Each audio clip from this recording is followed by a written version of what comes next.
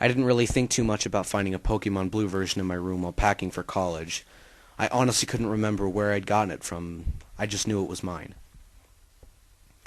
At this point, I know this is sounding a lot like a typical creepypasta, right? Weird Pokemon game, don't know where you found it, etc., etc. Well, no. That's just what happened. Maybe I should tell you who I am first. I'm your not-so-typical 18-year-old guy. I just finished high school this past June and started on my journey to become a veterinarian in July. I'm a huge Pokemon fan, and I have been ever since I got my first Pokemon game in the 3rd grade. It was Pokemon Yellow version, and I can still remember the exact moment I borrowed it from an older friend at school. The excitement of a brand new game to play on my Game Boy Color was overwhelming. I never thought it would open the door for me to become one of the biggest Pokemon fans I've ever known. But, back to my story. I had just found this Pokemon Blue version in my room, and for the life of me, I could not remember where I'd gotten it. There were so many times I walked around and gone to different yard sales in my hometown that I literally could have gotten it anywhere. I never owned a copy of Pokemon Blue before now. I'd always wanted a copy after my yellow battery had died. I didn't know at the time that you could change the battery, and I lost it shortly after one of the many times I've moved in my life. But I'd never gotten a copy. Mainly because by the time my yellow had died, my mother had bought me Fire Red to keep me occupied. I know, I did own Platinum, Pearl, Soul Silver, Fire Red, and White, but not Blue. Now, I know you're expecting me to say that there was a creepy picture on the card or something like that, but there truly wasn't. I knew plenty about about what a bootleg copy looked like, but this version of Blue most certainly was not. Just a normal blue cartridge, with the sticker a little worn down. It had the official Nintendo seal and the little backwards L shape at the top of the cartridge at the back. I, however, don't know if someone ever hacked it or anything of the sort. I just knew that I finally had my own version of Pokemon Blue. I'm not gonna lie, I got really nostalgic as I popped the blue card into my purple Game Boy Color and watched the Game Boy logo roll past. Just the sound alone made me happy. Now, when the Game Freak logo rolled by, I literally had started bouncing on my bed. I was really excited. Soon enough, the screen popped up to the continue screen. There were no previous saves, so I could only assume that the internal save had died. Knowing I couldn't save put a slight damper on my spirits, but not much. I was way too happy even to care, really. Professor Oak came up and explained everything as usual, and I picked my name and my starter. I've always named my sprite Ichigo, and my favorite starter was almost always the fire type. So of course I picked a Charmander and immediately dubbed it Flame. Nothing happened that was weird or out of the ordinary at first. I whizzed my way past the first 3 gyms, the Sylph Scope side quest, and the Pokemon Tower, but it was soon after that I started to question things. I was just exiting Lavender Town and into Route 18, when a small exclamation point appeared above my sprite's head, and the sprite turned around. Nothing really, except a small text box appeared that read along the lines of, "It feels like someone is watching you." Alright, odd, but whatever. I dismissed it as a glitch, or maybe even it was a hack game. Who knew? I didn't care. So, I didn't care too much as long as I got to play the game. Unfortunately, I was only able to take a couple more steps before I was stopped again. I sighed, exasperated, and button mashed through the text. "It feels like someone is watching you." Was that something moving over there? I frowned unhappily. I just wanted to play the stupid game, so why wasn't it letting me?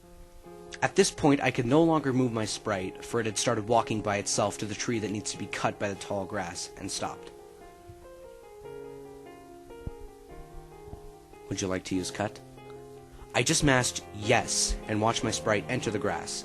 It didn't occur to me that it was weird that I didn't have to go into my menu to select cut. even though I knew that wasn't even introduced into the games until Generation 2. It wasn't long before I was entered into a battle with a wild Pokemon. It seemed like a normal fight until the Pokemon popped up. It was a wild Growlithe, but it looked off. Nothing gruesome or anything such as that, just that the sprite seemed to have a purplish tint to it. Or maybe you could call it a bit of an aura. I didn't think that you could even get a Growlithe in blue at all. I shook it off as the game being old and threw in my level 37 Pikachu. Pika. Yes, I know, I'm super original with my name, but that's what I call my Pikachu from Yellow version, and I used it ever since. The battle commenced as it normally would, my Pikachu going first because it has a higher speed. There was no unusual moveset for either Pokemon, just a normal Pokemon battle. I'm not sure why though, but at the last minute, I caught the Growlithe and named it Leon. Being that it was a male, I sent it to my PC and I never really thought about Growlithe much after that. I went through the game as normally as I would and beat the Elite Four in no time.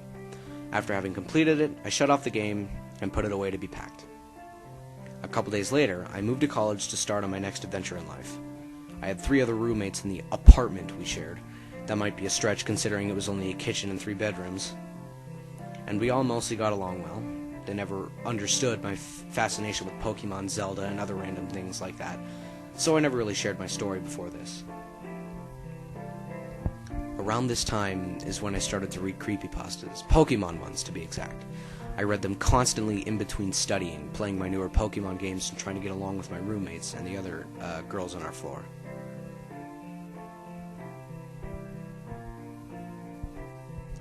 A couple months went by, and my one roommate moved out and I got bored.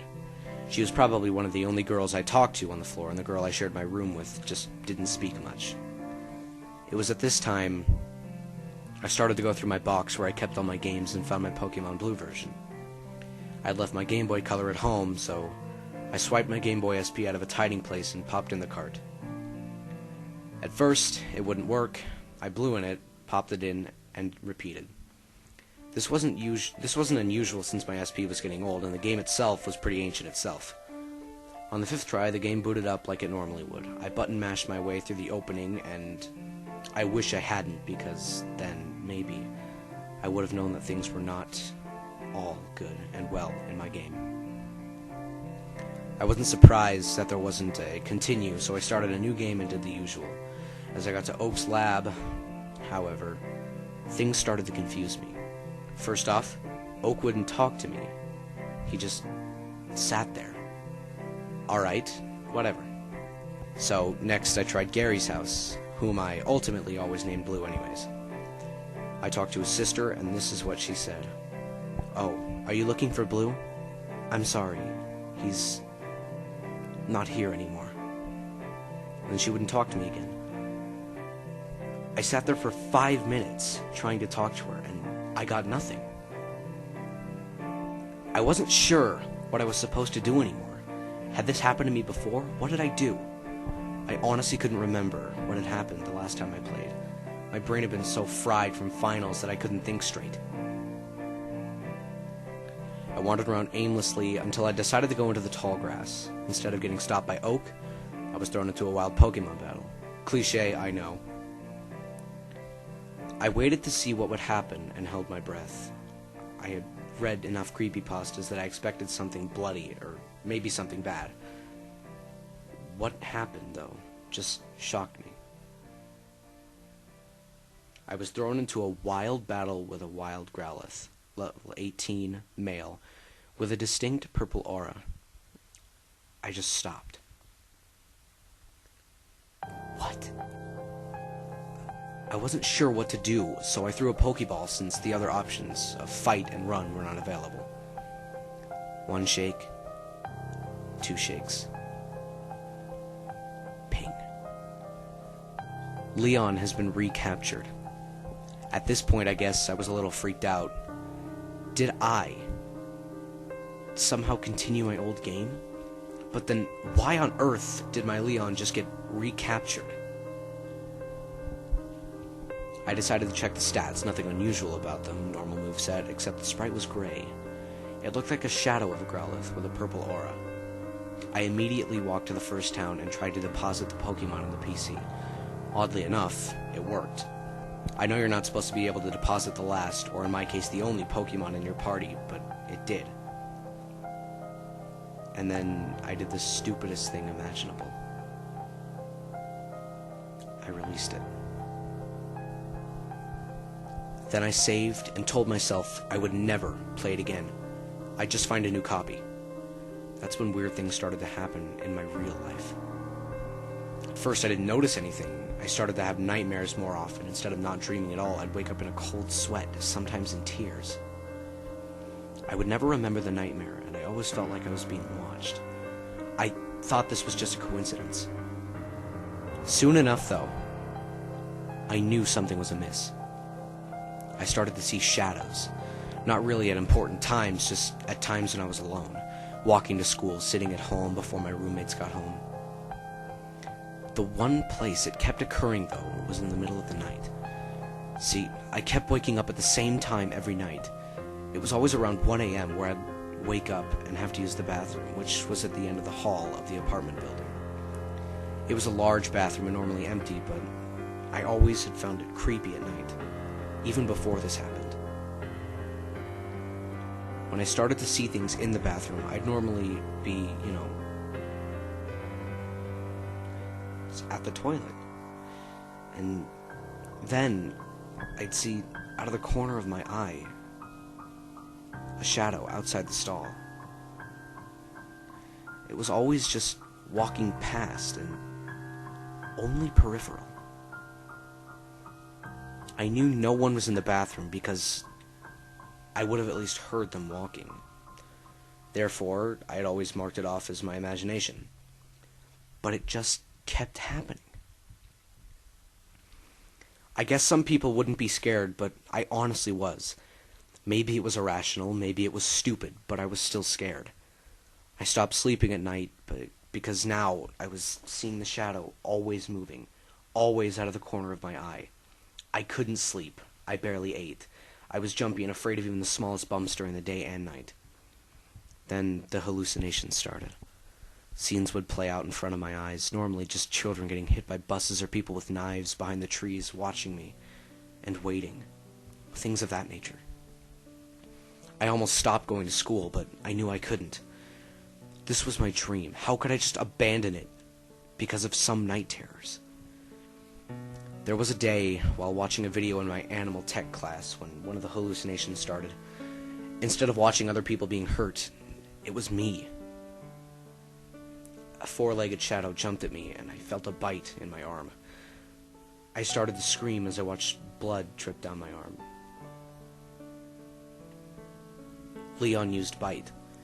The words repeated themselves over and over in my head as more bites appeared on my skin and more blood poured from my wounds. I felt myself growing dizzy and I was suddenly on the floor. The people around me started crying and screaming. Faintly, I heard someone say, "Call 911," before I blacked out. I woke up in the hospital, bandaged and unsure of what had happened. I asked over and over again, what happened, but no one answered me.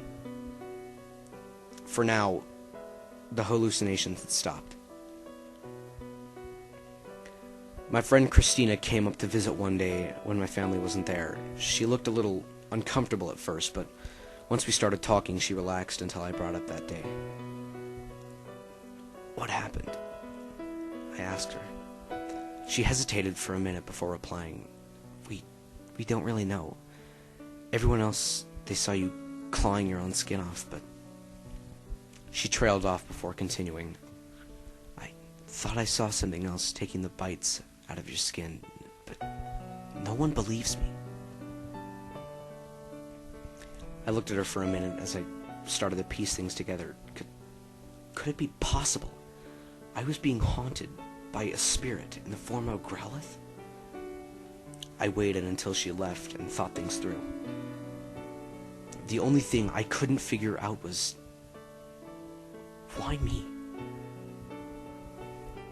A couple days later, I was sent back to my apartment and a warning to take my medication, but I wasn't thinking about that really.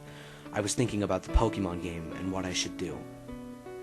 I decided not to tell anyone what happened, because they probably already thought I was a nutcase already. Surprisingly, I was allowed to continue on with school like everyone else, even though I was a little behind on classwork. As soon as I got home, I started to see the shadows again, but I knew what had to be done. I dug through my games till I found the blue cartridge and put it in my coat pocket along with a lighter and incense. I walked away from my apartment and down underneath a bridge that was close by and placed the cartridge on the ground. I knelt down beside it and lit the incense. I knew the shadow was there. I could feel it. I said a small apology to the spirit for releasing it from its bonds, and with that, I smashed the cartridge with my shoe. I heard a small scream that was almost inaudible, but I stomped on the game until it was nothing more than broken bits on the concrete. I gathered up the smashed pieces and walked over to a small area with dirt by the creek that the bridges ran over. I buried the pieces and placed another incense there and let it burn. I felt the weight lift from my shoulders, and I breathed a sigh of relief. I don't know if the spirit is at peace now or if it was just trying to get a point across, but I wouldn't know that point even if I tried to figure it out. Although, after I smashed the game, the shadows stopped haunting me. I stopped having nightmares and hallucinations. I go to where I buried my game at least once a month to apologize to the spirit. Everything has mostly gone back to normal. The only thing I have left to remember my ordeal is the scars of bite marks on my arms, and everyone, in a while, I'll have a dream of Growlithe, with a purple aura that follows me wherever I go until I wake up.